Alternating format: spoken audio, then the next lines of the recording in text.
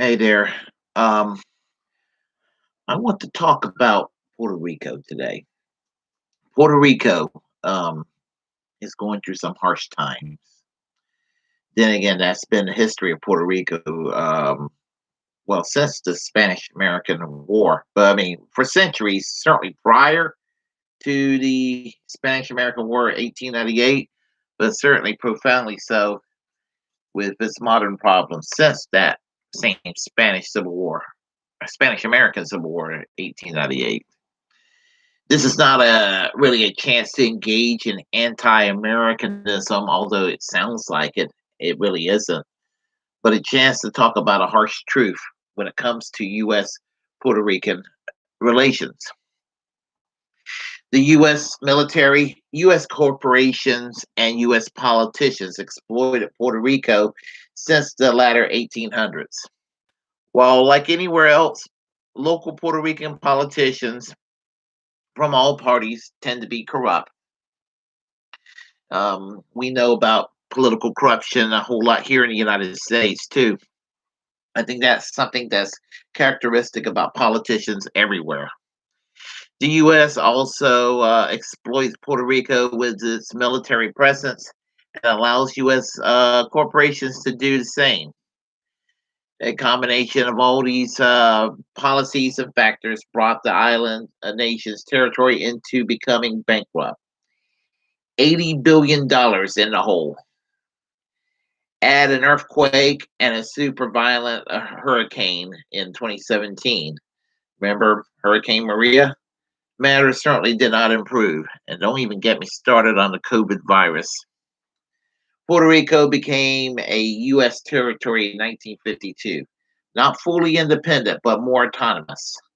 And they have been given um, an opportunity every few years to go with either full independence, the current status quo, U.S. territory status, or to become the next U.S. state. And they usually is done, probably uh, seems like every couple of years, maybe twice a decade, but I'm not sure. But Puerto Rico voted for statehood about a decade ago. And as somebody who's from a Puerto Rican background, I'm half Puerto Rican.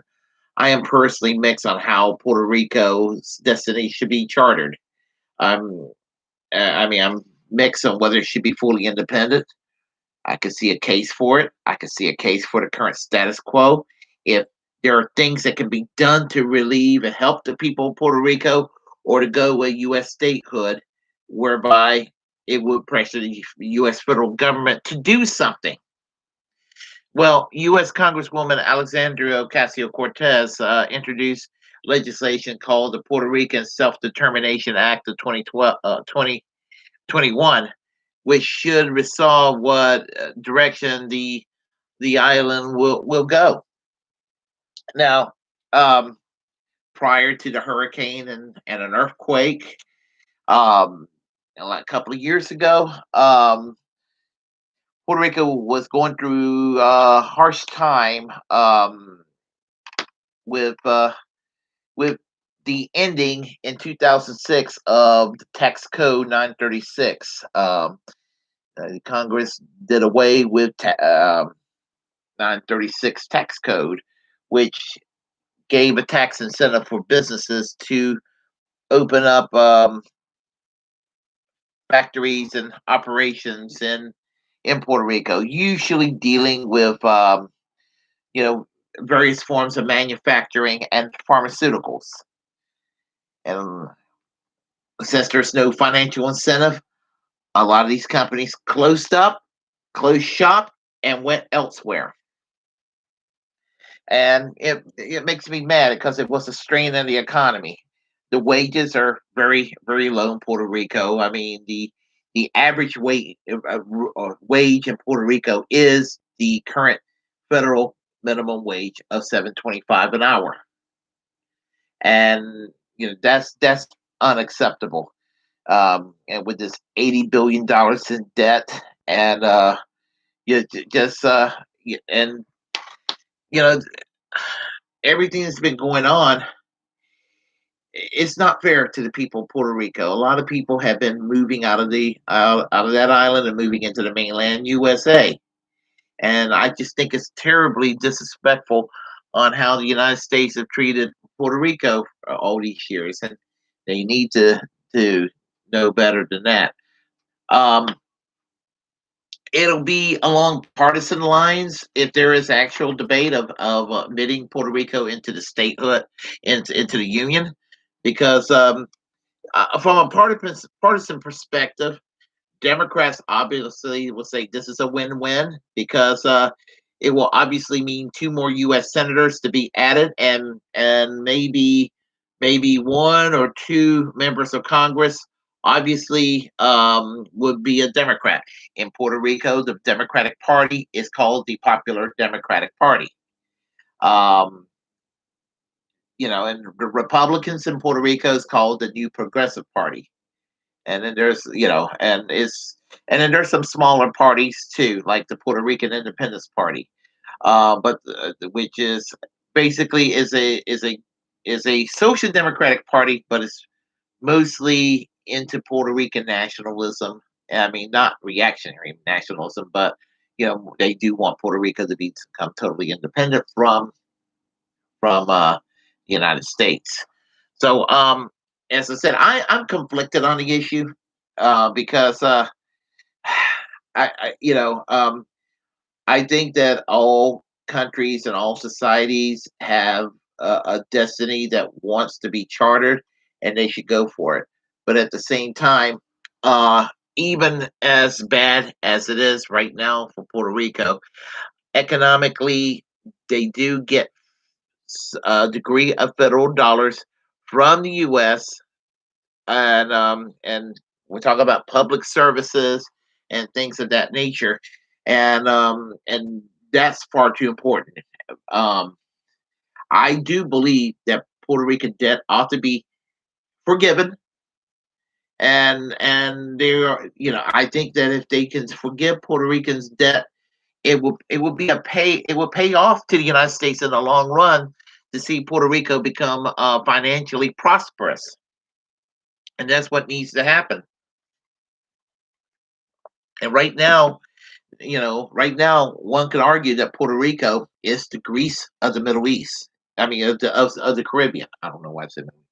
It's the Greece of the Caribbean, and it's sad what's happened and how exploited they are and everything. Um, in nature of capitalism itself, I guess is what one can say. But I would like to see Puerto Rico treated with more dignity than it is. And it's sad because I mean, yeah, I mean, the United States owe it to the people of Puerto Rico for their dignity and respect. So I wish that the United States would, if the United States can go and send money to other countries halfway across the world, there's no reason why uh, they couldn't send money to Puerto Rico to bail them out, and they do need bailing out. And that's just my take on this, because I am no stranger to visiting Puerto Rico. I've been in Puerto Rico many times throughout my life and everything, and I have not been since 2005. And just I wonder what it's like these days. I mean, as far as actually, you know, what's what is actually going on down there, and would they ever get themselves back into a positive shape again? Um, anyway, these are things I want to talk about because you know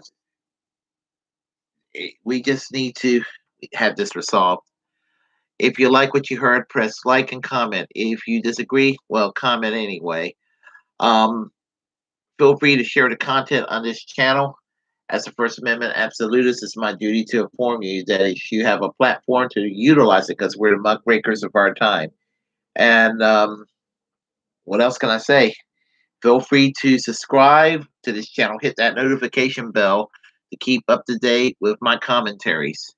And until next time, I am American Social Democracy. Peace. Um, Class struggle yesterday, today, tomorrow, until we have full economic and social justice for all.